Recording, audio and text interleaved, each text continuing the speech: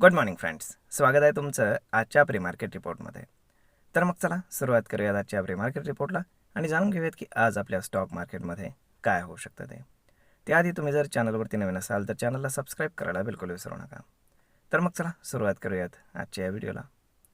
मित्रांनो, काल रात्री जर आपण US मार्केट जर पाहिलं तर US मार्केटनं अगेन एक फ्रेश ऑल टाईम हाय लावलेला आहे. त्यामध्ये रिझन आहे बेसिकली ते म्हणजे एनव्हिडिया. कारण आपल्याला माहीतच आहे की USचं डेलिगेशन इन्क्लुडिंग खूप साऱ्या मोठमोठ्या कंपनीचे CEO आणि त्यामध्ये एनव्हिडियाचे पण CEO आहेत. तर ते सगळे चायनामध्ये व्हिजिटसाठी गेलेले आहेत.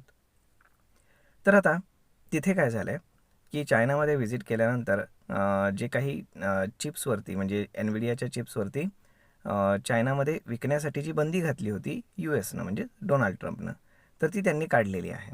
ओके, आणि त्यामुळे इकडे जो एनव्हिडियाचा स्टॉक आहे तर तो खूप चांगल्यापैकी शॉर्टअप झालेला आहे आणि त्यामुळे तो US मार्केटलाही वरती घेऊन गेलेला आहे. म्हणजेच काय की ह्या सगळ्या गोष्टी पाहता इंटरनॅशनल मार्केट जे आहे तर ते पॉझिटिव्ह वेमध्ये आहेत. परंतु एशियन मार्केट्स हे सध्या युरोपियन आणि अमेरिकन मार्केट्सना फॉलो करताना दिसत नाही आहेत. कारण सगळ्यात मेजर इश्यू जो आहे तर तो आहे इराण आणि अमेरिकेचं जे युद्ध चालू आहे ते. तर त्या युद्धामध्ये जर तोडगा निघाला नाही तर युरोप अमेरिकेपेक्षाही जे काही वेस्ट एशियामधले देश आहेत तर त्यांना खूप मोठा फटका बसणार आहे. त्यामुळे इथले मार्केट्स थोडेसे डिकपल झाल्याचं आपल्याला पाहायला मिळतं US आणि युरोपियन मार्केटसोबत. त्यामुळे आता जर आपण पाहिलं तर चायनाचा अप्पर हँड आहे हे सरळ सरळ दिसतंय आणि त्यामुळे USच्या हाती फार काही लागेल असं दिसत नाही. परंतु आता आपल्याकडे फक्त म्हणजे एकाच गोष्टीवरती नजर ठेवण्यासारखी गोष्ट आहे ती म्हणजे इराण आणि USच्या युद्धामध्ये चायना काही हेल्प करणार का आणि काही युद्ध कमी करण्यासाठी किंवा बंद करण्यासाठी काही मध्यस्थी करणार का. तर मग आता यावरती सगळ्या गोष्टी डिपेंड राहतील. पाहूयात काय होतं ते, म्हणजे काय हेडलाईन न्यूज येतात त्याच्यावरती खूप बऱ्याचशा गोष्टी डिपेंड आहेत. आणि आज माझ्या मते ते डेलिगेशन म्हणजे त्यांचे बातचीत संपणार आहे आणि त्यानंतर ते संध्याकाळी USला परत निघून जातील. तर मग आता जर आपण या सगळ्या संदर्भामध्ये जर पाहिलं तर एक गोष्ट अजून एक गुड न्यूज आहे ती म्हणजे FISDAचा डेटा. कारण काल चक्क FISनं बाईंग केलेलं आहे. फार जास्त नाही, 200 कोटींच्या आसपास, आणि डोमेस्टिक इन्स्टिट्यूशन्सनेही 700 कोटींच्या आसपास बाईंग केल्याचं पाहायला मिळतं. तर मग आता हे झाले इंटरनॅशनल मार्केट्स. म्हणजे इंटरनॅशनल मार्केट्समधनं कुठल्याही प्रकारचं पॅनिक न्यूज, पॅनिक सिच्युएशन अशी कुठलीही गोष्ट नाही आहे. आता येऊयात आपल्या इंडियन मार्केट्सकडे. तर इंडियन मार्केट्समध्ये सकाळ सकाळी एक न्यूज आली ती म्हणजे पेट्रोल आणि डिझेलचे जे प्राइसेस आहेत तर ते 3 रुपयांनी वाढलेले आहेत. तसं पाहिलं तर आज यामुळे ऑटो स्टॉक्स गडगडतील.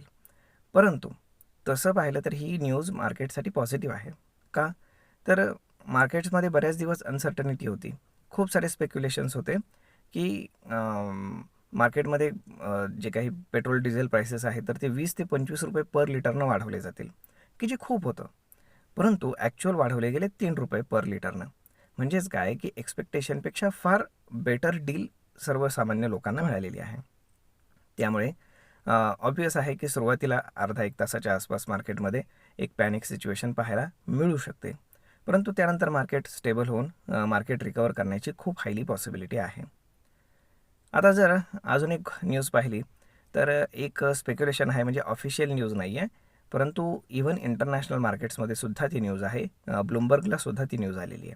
त्यामुळे खूप ट्रस्टेड ठिकाणी आपण ही न्यूज पाहू शकतो. ती न्यूज अशी आहे की RBIनं जे फायनान्स मिनिस्ट्री आहे त्यांना प्रपोज केलेलं आहे की जे फॉरेन इन्व्हेस्टर आहेत तर त्यांनी भारतामध्ये येऊन जास्ती इन्व्हेस्टमेंट करावी गव्हर्नमेंट बॉन्ड्समध्ये.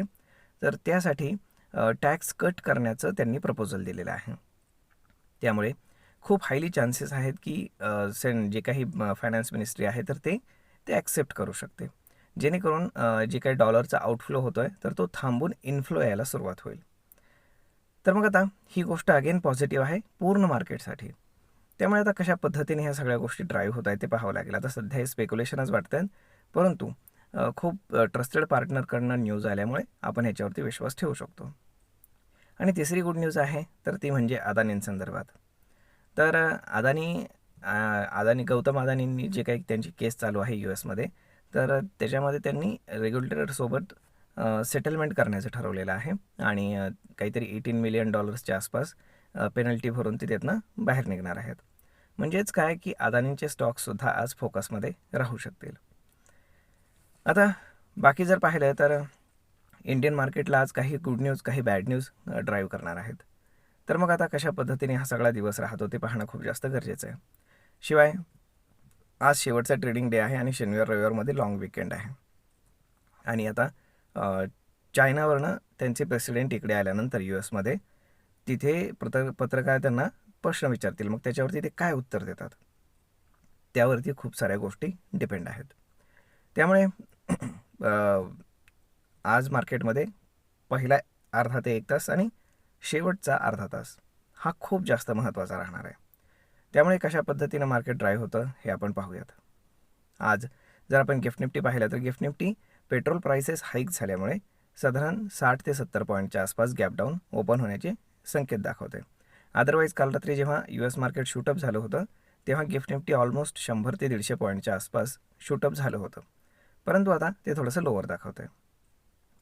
तर मग पाहूयात काय होतं ते. तोपर्यंत तुम्हाला हा व्हिडिओ ही माहिती कशी वाटली तुम्ही आम्हाला कमेंट करून नक्कीच सांगा.